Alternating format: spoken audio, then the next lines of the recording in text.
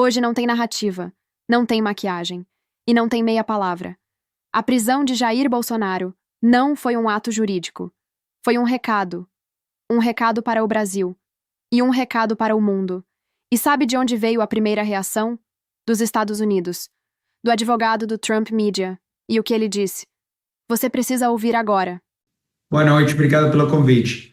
Acho que tem duas consequências. A primeira, como você ressaltou já, é que a ação do ministro Alexandre de Moraes acontece um dia depois de ter uma flexibilização dos Estados Unidos após os meses que o Lula e o Alckmin ficaram implorando para reverter algumas das tarifas, né?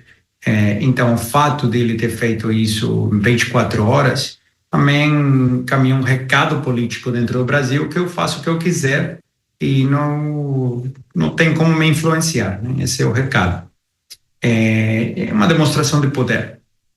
A segunda repercussão é que muitas pessoas estão falando, para mim em privado, o presidente Trump tem que salvar o Brasil, o presidente Trump tem que sancionar todo mundo, os Estados Unidos têm que fazer XYZ.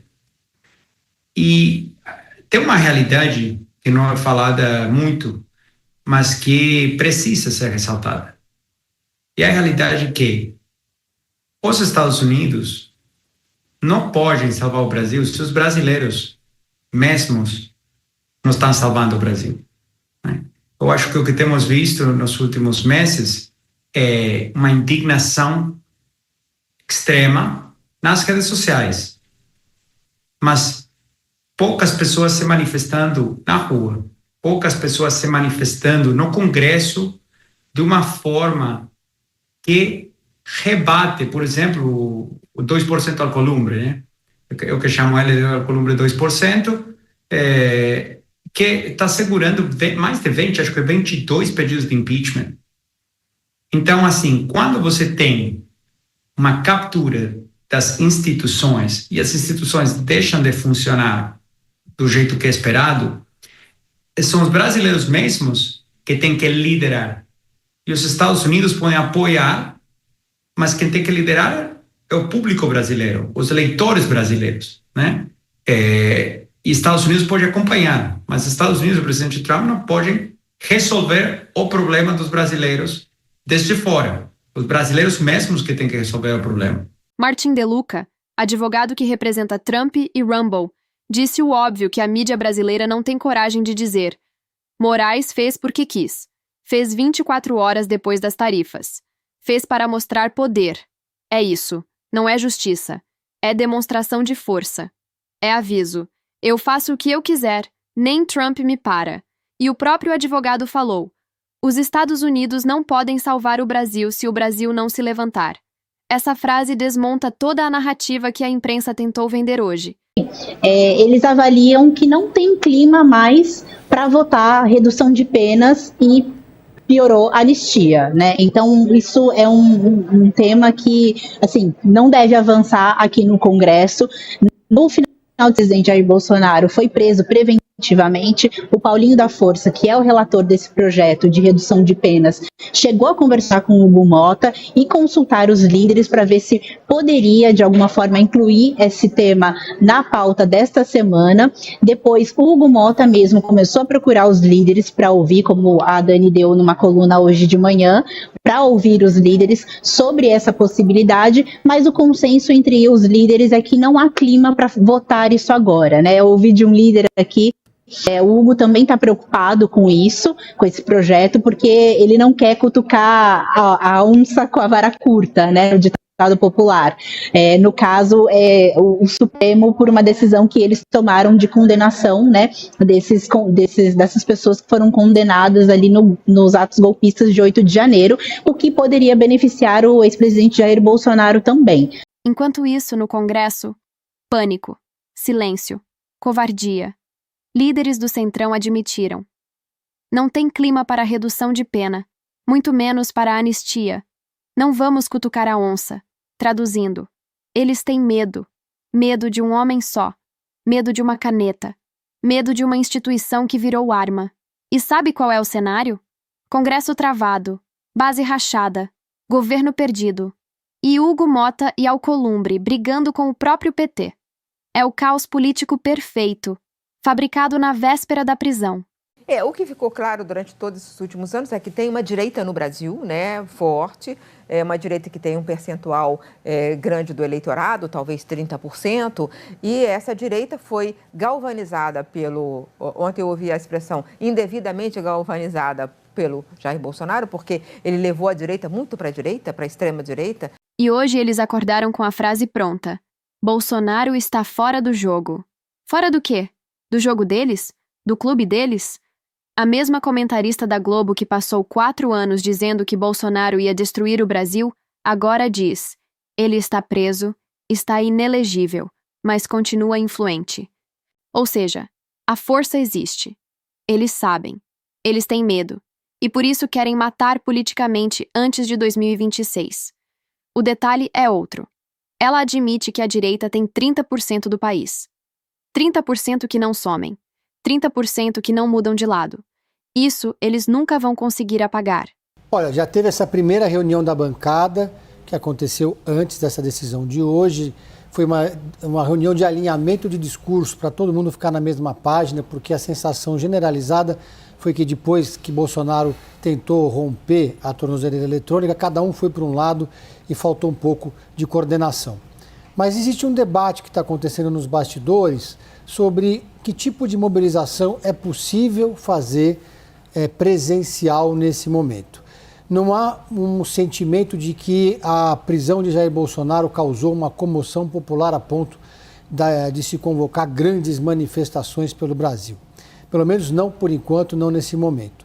Um outro debate é sobre organizar ou não algum tipo de vigília no entorno da Superintendência da Polícia Federal em Brasília. Porque no primeiro momento, quando Flávio Bolsonaro convocou aquela vigília em frente ao condomínio de Jair Bolsonaro, esse foi um dos argumentos para Alexandre de Moraes determinar a prisão preventiva na Polícia Federal, no regime fechado.